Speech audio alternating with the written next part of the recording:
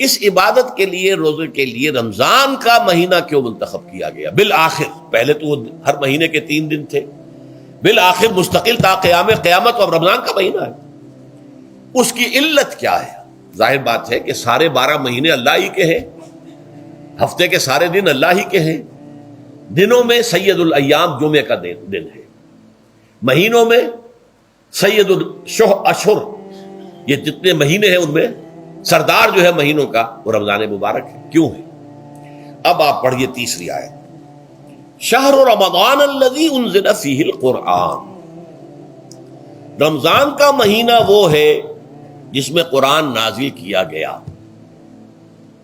اور اس کی مزید کیا ہے تشریح کہ رمضان ہی میں وہ لیلۃ القدر ہے جس میں قرآن نازل کیا گیا۔ اب یہاں 2 چیزیں علیحدہ علیحدہ سمجھ لیجیے۔ ہمیں معلوم ہے کہ قرآن حضور پر نازل ہوا 22 برس میں، بہرحال اس ضمن میں رمضان کا چناؤ جو ہوا ہے تو یہ ترجیح بلا مرجح نہیں ہے، ایسے ہی نہیں کہ یوں ہی اس کو ترجیح دے دی گئی، اس کی حکمت ہے، غایت ہے، علت ہے، اس کا سبب ہے۔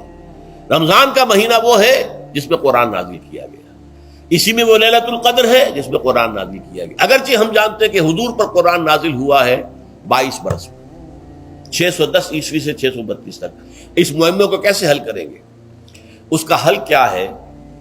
رمضان مبارک کی ایک شب مبارک لیلۃ القدر میں پورا قرآن لوح محفوظ سے دفعتاً پورا کا پورا سمائے دنیا، پہلا آسمان جو ہے ہمارا، اس کے اوپر نازل کر دیا گیا۔ اس کے لیے لفظ انزلہ، انزلہ ینزل انزالن کے معنی ہے دفعتاً کسی چیز کو اتار دینا، اور نزلہ ینزل تنزیل کے معنی ہے رفتہ رفتہ درجہ درجہ درجہ درجہ درجہ اتارنا۔ اعلام، عالم یعلم اعلاما، کسی شے کو خبردار کر دینا، بتا دینا، بس ہم نے بتا دیا، تم جانو، تمہارا کام۔ تعلیم یہ ہے اس کو درجہ بدرجہ سمجھانا، اس کے دماغ میں اتارنا، دیکھنا کہ اتنی بات سمجھ گیا تو اگلی بات سمجھانا، یہ سمجھ میں آ گئی تو اگلی بات، تعلیم اس کو کہتے ہیں۔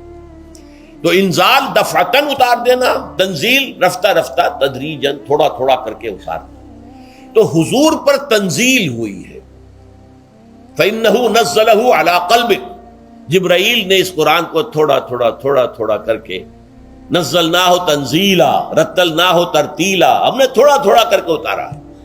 لیکن لیلۃ القدر میں جو ماہ رمضان مبارک کی شب ہے، آخری عشرے کی، اس میں پورا قرآن اتار دیا گیا تھا لوح محفوظ سے سمائے دنیا تک۔ شہر رمضان الذی انزل فیہ القرآن ھدی للناس وبینات من الہدی والفرقان، یہ قرآن کیا ہے، کیا بنا کر نازل کیا گیا؟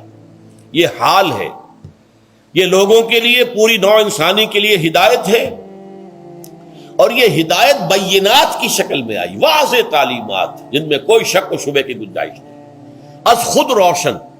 بینہ اسے کہتے ہیں وہ شے جو از خود روشن ہو، جس کو ہم کہتے ہیں کہ آفتاب آمد، دلیل آفتاب، جب سورج طلوع ہو گیا تو اپنے وجود پر وہ خود دلیل ہے، اسے کسی اور دلیل سے ثابت کرنے کی ضرورت نہیں ہے، از خود واضح۔ تو بینات من الہدی، جو قرآن کی بنیادی ہدایت ہے وہ بینات پر مشتمل ہے، واضح چیز ہے، جو انسان کے لیے، اس کی فطرت کے لیے جانی پہچانی چیز ہے، یہ کوئی باہر کی چیز نہیں آ رہی ہے، اس کے قلب کی گہرائیوں کے اندر یہ سب کچھ موجود ہے، اور اس کی گواہی اس کے قلب کی گہرائیوں سے نکلتی ہے۔ جہاں دیکھنا تقریر کی لذت کے جو اس نے کہا، میں نے یہ جانا کہ گویا یہی میرے دل میں ہے، اس نے تو میرے اپنی فطرت کی ترجمانی کی ہے۔